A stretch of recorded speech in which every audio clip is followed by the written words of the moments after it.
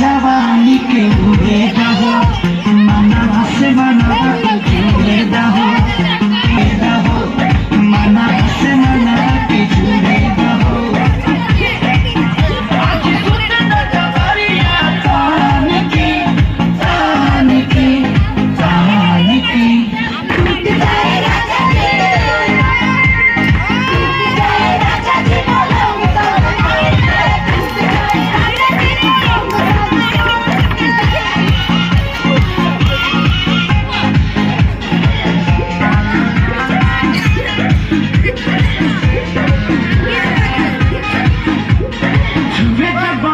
की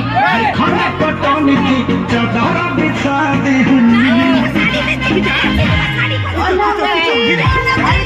पटाने की